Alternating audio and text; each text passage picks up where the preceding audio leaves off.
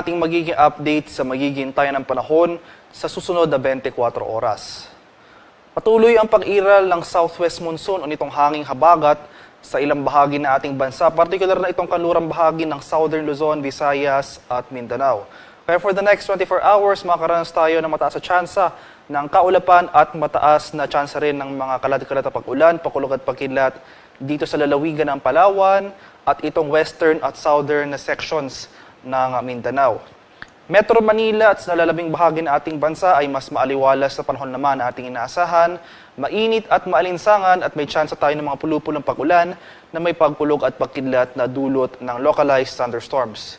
At sa ngayon may minomonitor tayong kumpol ng kaulapan o cloud cluster sa silangang bahagi ng Mindanao sa loob ng ating area of responsibility. At maliban na lamang dyan ay wala naman na tayong iba pang minomonitor na low pressure area o sama ng panahon na maaring maging bagyo sa mga susunod na araw na posibleng makaapekto sa anumang bahagi ng ating bansa. At para naman sa magiging lagay na ating panahon ngayong araw dito sa Luzon, itong area ng Palawan kasama dyan ng Kalayaan Islands, makakaranas pa rin ng maulap na kalangitan at may mga kalat-kalat na pag-ulan, pagkulog at pagkidlat na dala ng habagat. Samantalang sa Metro Manila and the rest of Luzon, ay magpapatuloy itong mainit at maalinsangang panahon na ating naranasan sa mga nakarang araw. Mamayang hapon hanggang sa gabi, asahan muli natin yung mga tsansa ng biglaan at panandali ang buhos ng ulan na dulot ng localized thunderstorms. Agwat ang temperatura sa lawag ngayong araw, posibleng maglaro mula 25 to 33 degrees Celsius. 17 to 23 degrees naman dito sa Baguio City at 25 to 34 degrees Celsius sa Tuguegarao.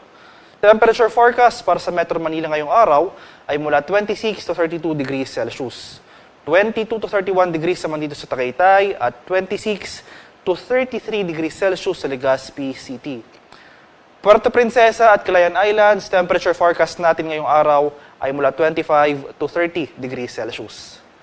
Sa bahagi naman ng Visayas at Mindanao, itong areas ng Zamboanga Peninsula, Barm, Soc-Sargen, pati na rin itong lalawigan ng Davao del Sur, makakaranas rin tayo ng mga kaulapan at mataas na tsansa ng scattered rain showers or yung mga thunderstorms. So, posibleng magtagal yung mga pag-ulan na ito na dala ng habagat. Buong Visayas and the rest of Mindanao ay makakaranas tayo ng mas maaliwalas sa panahon ngayong araw. May tsansa pa rin tayo ng mga pag-ulan na dala ng thunderstorms usually sa hapon hanggang sa gabi.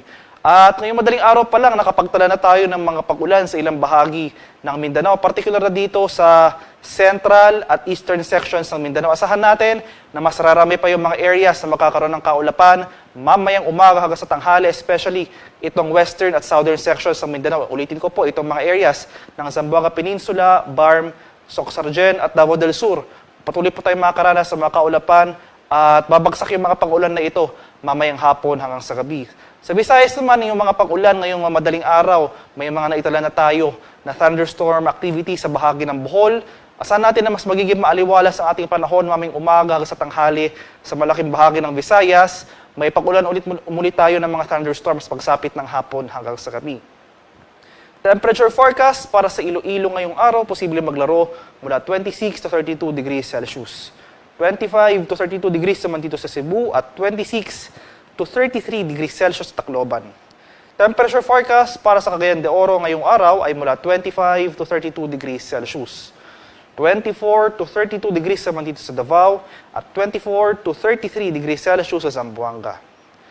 Sa kalagayan naman ng ating karagatan, banayad hanggang sa katamtamang pag-alon na ating inaasahan, wala pa rin nakataas na gale warning sa anumang baybay na ating kapuluan, malayang makapalaot ang ating mga kababayang mangingisda, at may mga maliliit na sasakyang pandagat. Iba yung pag-ingat pa rin sa ating mga kababayan na maglalayag sapagkat kung meron tayong offshore thunderstorm activity yung mga pag-ulan sa ating mga dagat baybayin, asahan natin yung bahagyang paglakas ng ating mga hangin, kaakip at ito ang pagtaas ng ating mga alon.